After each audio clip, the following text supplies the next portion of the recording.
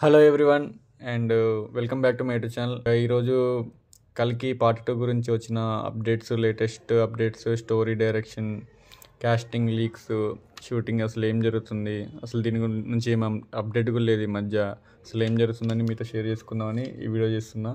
మంచి లెంతీగా మంచి గ్రిప్పింగ్గా ఉంటుంది, చూడండి. కల్కి 2 కోసం already pre production works already start అయినాయి అండ్ నాగార్జున గారు కూడా మంచి స్క్రిప్ట్ మంచి పాలిష్ చేస్తున్నారు ప్రజెంట్. అండ్ మనం ఆల్రెడీ పార్ట్ 1 చూసినాం. యాక్చువల్లీ పార్ట్ 1లో ప్రీ క్లైమాక్స్ దాకా ఏముండదు, నిద్ర వస్తూ ఉంటుంది. బట్ క్లైమాక్స్ ఎప్పుడైతే ఆ మహాభారతం సీక్వెన్స్ ఉంటుందో అక్కడ నుంచి మూవీ ఒక రేంజ్లో లేస్తుంది. 0% నుంచి 100% అన్నట్లు మనకి అనిపించింది. పార్ట్ 1 చూసినప్పుడు అనిపించింది ఇది ఇక్కడ ఎండ్ అయిపోద్దు. మేబీ అంటే ఖచ్చితంగా చెప్పలేను, మేబీ దీనికి ఫ్రాంచైజ్ ఉండొచ్చు. బట్ ప్రజెంట్ అయితే కల్కి 2 అవుతుందని తెలుసు మనకి. అంటే అకార్డింగ్ టు వైజయంతి డిస్కషన్స్ ఇంటర్నల్గా.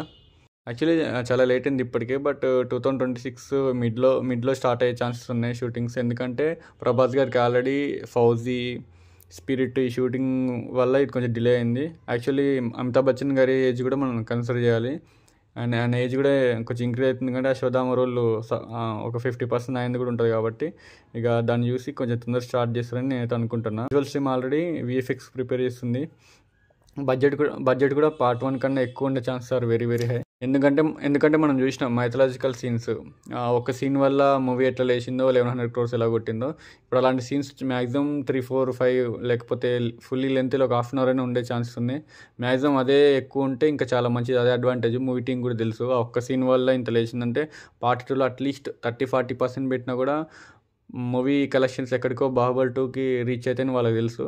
మేబీ అదే చేస్తారు అనుకుంటా, వాళ్ళ స్ట్రాటజీ కూడా అంతే. నాకు తెలిసి విజయ్ దేవరకొండ గారు లేకుండా నాగి గారు అసలు ఏ మూవీ చేయరు. నాకు తెలిసి కల్కి 2లో కూడా ఈయన ఉంటారు. ఈయన కూడా వేరే చోట పుట్టే ఉంటారు, అది మనకి చూపిస్తారని నేను అనుకుంటున్నా. బట్ చూద్దాం ఎట్లుంటుంది. బట్ ఆయన క్యామ్ అయితే పక్కా ఉంటుంది. మళ్ళీ కురుక్షేత్ర జరిగే అవకాశాలు ఉన్నాయి పార్ట్ 2లో.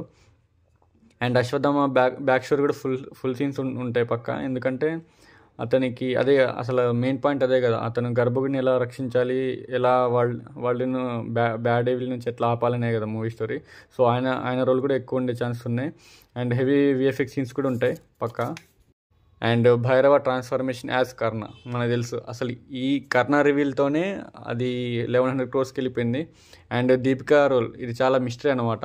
ఇప్పటిదాకా అసలు కల్కి 2లో ఉందా లేదా అనేది పెద్దగా ఎవరు తెలియదు, ఎవరు ఎక్స్పెక్ట్ కూడా చేయలేదు. నాకు తెలిసి కొన్ని సీన్స్ షూట్ అయినా అంటున్నారు ఇంటర్నల్ టాక్స్ అయితే. ఆల్రెడీ షూట్ అయిన తర్వాతే ఈ ఇష్యూ జరిగింది. 1 or 2 scenes ఆమె పెట్టి ఆమె దగ్గర అప్రూవ్ తీసుకొని, అంటే ఆమె దగ్గర అంతకుముందు అయింది అగ్రిమెంట్ ప్రకారం చేస్తారు. చేసి నాకు తెలిసి ఆమె రోల్ వేరే ఆమెను పెట్టడము, లేకపోతే అక్కడ ఒక 2 సీన్లు చూపించి ఎండ్ చేయడము అవుతుంది దీపికా సీన్స్ అయితే. అండ్ విలన్ ఆర్క్ కూడా చాలా ఎక్కువ ఉండే అవకాశం ఉంది. కమల్ హాసన్ గారు మనం చూసిన రథచక్రాలని ఆ డైలాగ్తోనే సగం లేపిన మూవీని. విజయ్ దేవరకొండ గారిది కూడా ఉంటుంది అనిపిస్తుంది నాకు ఎందుకంటే ఆయన లేకుండా ఆయన మూవీ తీయడు. సో అక్కడ అర్జున్ రోల్ కూడా ఉండే అవకాశాలు ఉన్నాయి, నేనైతే ఎక్స్పెక్ట్ చేస్తున్నా. చూద్దాం మరి ఈ మూవీ వచ్చాక ఎట్లుంటుందో. కల్కిలో బిగ్గెస్ట్ ఎక్స్ప్లోజన్ అంటే పార్ట్ 2లో వస్తాయి. మ్యాక్సిమం పార్ట్ 2లో చాలా రివీల్ ఉంటుంది.